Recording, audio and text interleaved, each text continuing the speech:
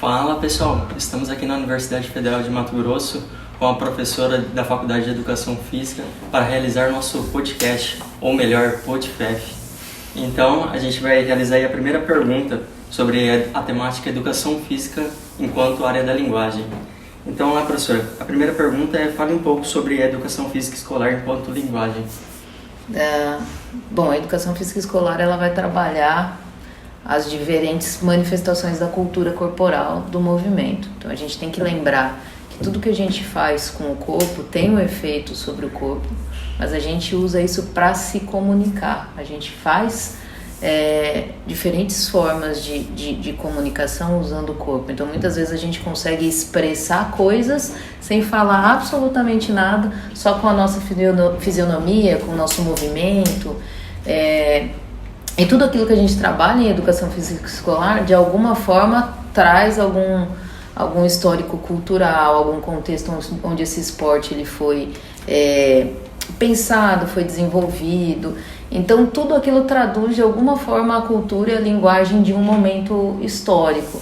Então, eu penso que a educação física escolar, enquanto linguagem, ela nos ajuda a trazer isso para as crianças, como usar o corpo para se expressar e pensar criticamente nos movimentos que a gente usa, que a gente tem na sua cultura. Cultura é linguagem também. Então, como que esses esportes, esses jogos, essas possibilidades de movimento, lutas, o que eles trazem de linguagem por além da prática corporal?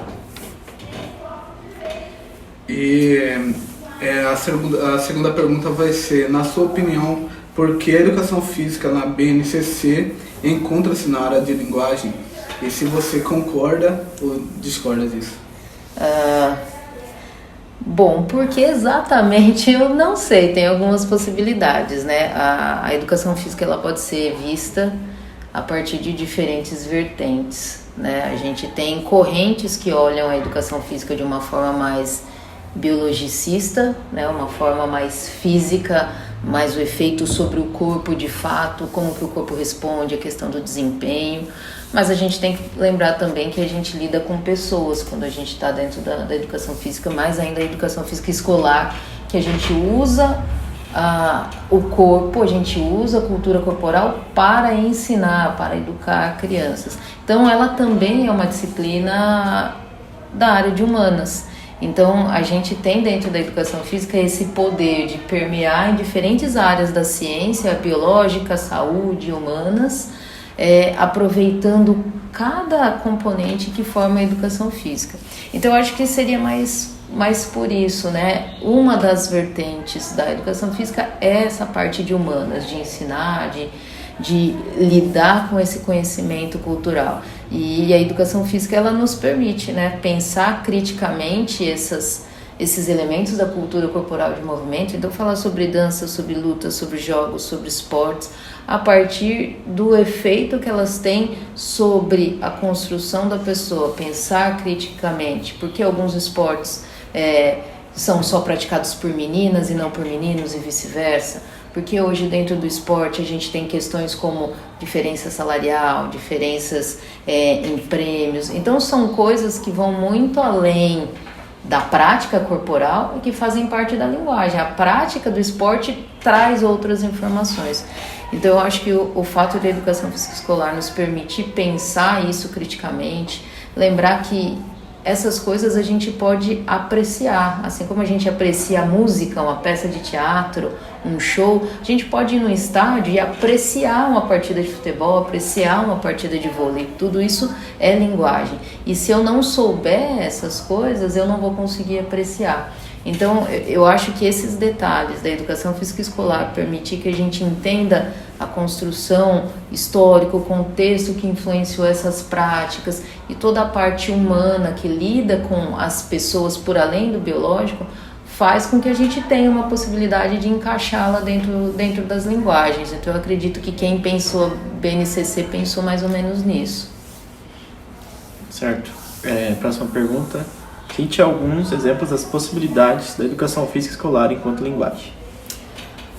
Eu acho que a gente pode pensar na educação física escolar como linguagem de maneira direta, pensando em em formas de usar o corpo de maneira expressiva, e aí a gente tem diversas dificuldades, diversos jogos que nos permitem isso, usar ritmo, usar expressão, usar a dança. Então eu acho que a gente já tem algumas práticas que naturalmente nos levam a demonstrar força, a demonstrar garra, a demonstrar alegria, a demonstrar tristeza, dependendo da modalidade. Então quem já assistiu uma apresentação de ginástica rítmica, por exemplo, deve perceber que a música, a expressão da atleta expressam uma mensagem.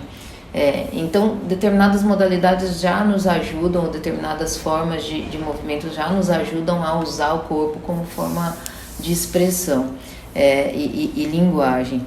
E aí eu acho que trazer esses outros aspectos relacionados às práticas de jogos, lutas, danças, etc., que vão por além da prática corporal, eu acho que são importantes, né? Trazer esses questionamentos e discutir relação de gênero, por exemplo, preconceito no esporte. Então a gente tem tido muito isso no futebol. Então é uma prática esportiva, mas a gente tem uma forma de linguagem ali onde torcedores se expressam absurdamente de maneira preconceituosa em 2023.